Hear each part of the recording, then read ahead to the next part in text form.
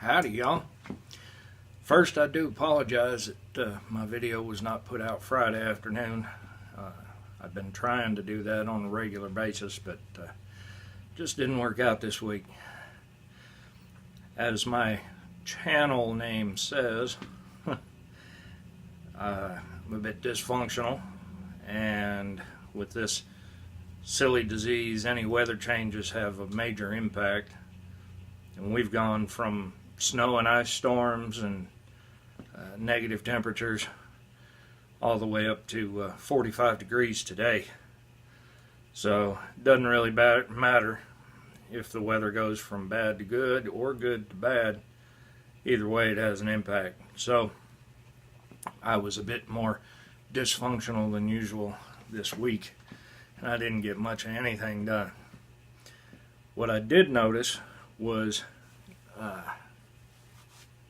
with the bed project I've been working on, I neglected to take into consideration that I wanted to put storage. I wanted to build a storage unit and put it underneath the bed after it was all done. Well, the legs that came with the headboard and footboard were not long enough to allow me to do that. So all the work I put into them wasn't necessarily for nothing. I'm sure they'll get used for another project, and they likely would have had to been cleaned off anyway. But I went ahead and went up to the orange box store and picked up two 4x4x8s, not pressure treated, but they are kiln dried. I prefer to use repurposed or reclaimed materials or locally sourced rough cut materials, but I really need to get this bed done for myself, and I just don't have time to wait for it to dry. So I made an exception and went and bought these two pieces new. I may not be doing real well on camera today because the weather got real nice today, which was beautiful to be out in it. But unfortunately, I am in a CRPS flare right now, which means I am sweating like crazy, even though temperature in the dungeon right now is just over 40 degrees, and I'm only wearing t-shirt, jeans, and boots. And I haven't really done much of anything. But I hope to get at least a few things recorded today, and I will try and get it posted Saturday. For those of you that are in a situation similar to mine, perhaps with a chronic disease or dealing with chronic pain, don't you give up, and don't be too hard on yourself. It took me a lot of years to realize that we don't do things the same as, quote, normal people anymore. Not when we have to work around these conditions. I found for myself personally, things that I might used to be able to do in 10, 15 minutes, maybe 20, that might take me anywhere from 2 to 4 hours. And I had to accept the fact that that's okay. As long as I'm moving forward, I ain't moving backwards.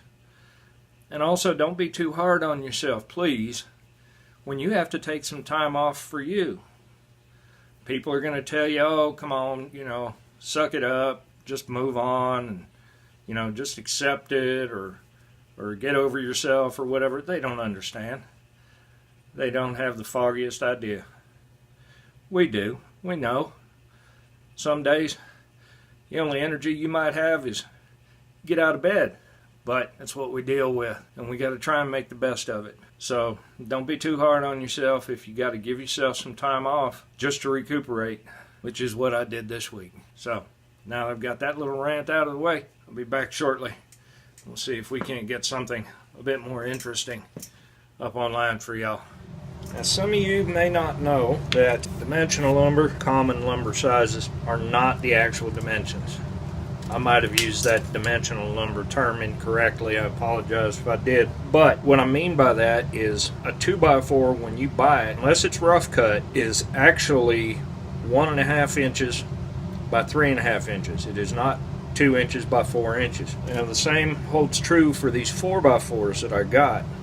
Now these 4x4s are actually 3.5 inches square. Now because of that, and the fact that the old legs, not only were they different from each other, the front and the rear legs were different dimensionally, but neither one were 4x4 or 3.5 by 3.5, as the case is with these. Now this one is one of the softwood legs, and it's actually just about 3 inches, 15/16 I think is what I was trying to come up with there. Since they're not the same dimensionally, but I do want to use the cross boards that went between the headboard and the footboard leg, I want to transfer over these dowel holes so that they will match up to those boards. And I'll grab one here right quick and show you what I'm talking about. Now here's one of the boards. This is the footboard here, and if y'all can see it, there's 4 spots here where dowels went through. Now I can do this one of 2 ways, or probably one of 100 ways, I don't know. One way would be to take my square, line it up with the center of that dowel, and make a mark there with my pencil. And I'm just going to eyeball it, mark that with my pencil. Do that for all of these, and then I would lay this down up against the board the leg that it was going to go on, and I would transfer them marks. That would eliminate that portion of the measuring anyway. The way I'm going to do it is I'm going to find the exact center of these 4x4s here, and the way I'm going to do that is, you figure half of 3.5 is 1 3/4. I'm going to set my scale here to 1 3/4 inches. And when I make my mark, oddly enough, that is not going to be exact center. So what I'll do is I'll go to one side and I'll mark it. And then I'm going to come over here from this side. I'm going to mark center there. There is the thickness of this square difference between those marks. Even though I have it set at 1 3/4 inches, which is center, there is still a difference between those marks. So if I wanted to rip this board in half and I just went by the first mark, if I cut inside that mark, it would not be equal halves. What I would have to do is cut outside that mark, and as long as the kerf of my saw blade was the same thickness as this square, then I would have equal sized pieces. So I've got one mark over here and another mark over here. What I'm going to do is just eyeball it, and I will make a mark in between them, and I'll put a crosshatch on it there so that I know that's the center. From that point, I'm going to measure down to the center of my first dowel rod by using my square. I'm just going to slide it on down there till it's about centered. I'm going to call that good right there. I'm going to put that on top here, and I'll make a mark. Then follow suit with the last 2. So now I know from the top of this how far down these holes need to be drilled, and since I do want it centered in the board, I know where my center mark is. I can take my straight edge here and put it up on the end and do that, and now I can drill holes there, there, there, and there, and they will be lined up the same. I have not yet physically looked at all 4 of these that I purchased. I actually bought 2 8-footers. I had them cut them to 4-foot lengths while I was there. I haven't examined them yet to see which ones I want to use for the headboard, which ones I want to use for the footboard. The footboard one is going to be shorter than the headboard one. So if I've got a bad tear out or something like that, in fact I do right here, you can see that this down here it's torn out, it's chewed up, plus we got this blowout here from this knot. More likely what I'm going to do is I'm going to make this board one of the footboard boards, and I'll take, I believe, a foot off of it, and the difference in height will not have an impact on how high up the bed sits, but simply how tall the legs themselves are. I'm going to go ahead on and take a look at these, figure out which ones I'm going to use for what. I'll mark the bad ends so I know which parts to cut off, and I'll be back. Just a quick note for y'all. I don't know how well you can see it, but even though these were all from the same stack, they're the same kind of wood, these two came from one 8-foot length. This one and this one come from another, and you can see not only the grain difference, but the distinct color difference. This is a much more yellow color with a different grain pattern, a wider grain pattern. And these two are a darker color with a more fine pattern grain on them. For what I'm doing, that will not make a difference. If you're making a project that you're going to stain or even put a clear finish on, bear in mind that the lumber may not be exactly the same when you're out there picking out lumber. So you want to pay close attention to how the grain is on them, the color variations and whatnot, in addition to are they straight, cupped, warped, bowed, etc. I've already marked the one with the black Sharpie here. That's the end. It's going to get cut off. This is going to be part of the footboard. So now I'll check the other three and figure out which leg is going to be the mate for that on the footboard. Now I finished going over all four pieces, and as you can see, the end of this one here is pretty chewed up, and I've also circled where there's two staples that got broke off. They didn't get pulled out. You want to be real careful when you're cutting or sanding wood that's got them in there, because they can ruin your blades or tear up your sandpaper or whatever. So I've decided that this second board is going to be the mate for this one here. The other ones do have some chewed up spots a little bit on the outside, but nothing that I'm not going to be able to work past because of the type of finish I'm going to do on them. So now that I've got those figured out, I will make the appropriate markings on the footboards so that I know which end is going to be up, which end is going to be down, and then I will know where to put the mark for crossboards that are to go on them. What I'm doing now is figuring out how much I actually have to take off of these. So I don't want to take off more than needed. For this one here, this knot chip comes down a bit, but it looks like I'll be safe to take off about 6.5 inches. So I'll just give that a quick mark there. And if I take off 6.5 inches on this one, that's going to put me right about there, and that should be fine. Now I'll look at the rest of this one, because that knot likely goes through, and I'll make sure that 6.5 inches is going to be okay.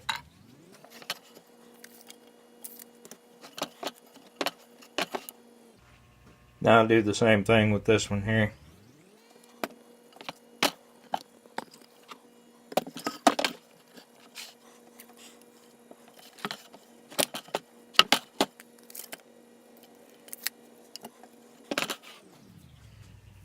Okay, now that we've got those figured out, I'll take my square and I'm going to set it at 6.5 inches. I'll make sure it's flat up here. Do that. Do that. Then I'll come up here. I'll carry that line across, and I'm going to make a mark like so, so that I know I'm cutting on this side of this line, not this side. I'll do the same to this one here. Okay, that's ready to go. This one's ready to go. So let's see if we can get that cut.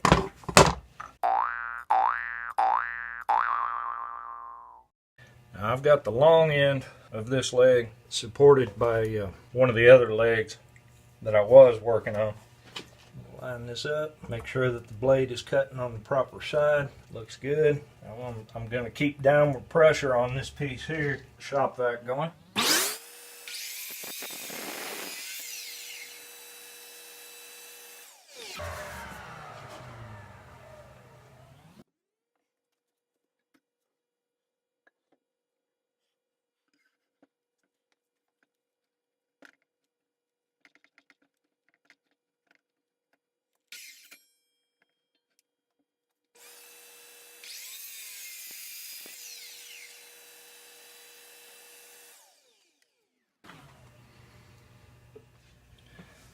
So as I was lining these up, getting ready to make my marks, I realized that I was doing things the hard way when it came to lining up these dowels. What I've decided to do is to make sure that the tops are all lined up even. This is the old one, two new ones. I'll put it on the edge of one of the new ones here, and I'll slide it down until I'm centered up with that dowel, and strike a mark there and there. Then I'll come down to the next one, and so on, making sure that I'm staying flush up against this. Now I've got those lined up, I'll do the other end, which is where the camera happens to be sitting.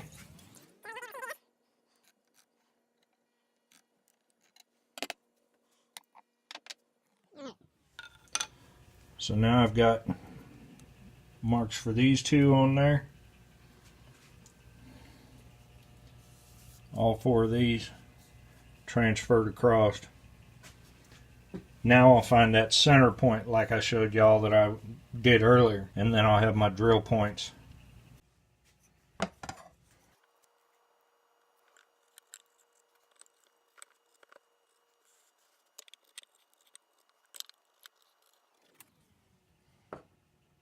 Now I'm just going to drill a little hole in these so that the centers are permanently marked and I know where to drill the big hole.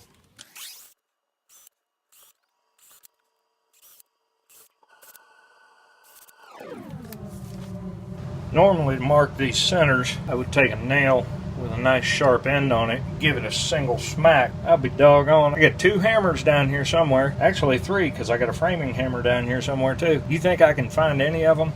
Nuh-uh. So that's why I drilled holes. Well, y'all, I'm afraid that's about all I got in me today. I know it's not much progress, but like I said before, any progress is better than going backwards or no progress at all.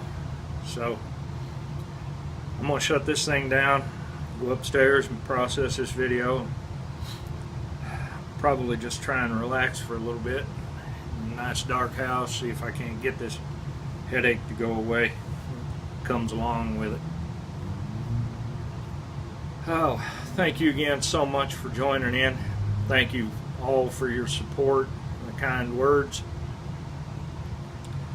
For anybody else that's having a hard time, if you have questions on coping techniques, or I don't know, if there's something you think I might be able to help you with, feel free to post a question. I'm happy to answer and help out however I can. I will share one secret with you for pain relief though, and it's going to sound a little silly. Video games.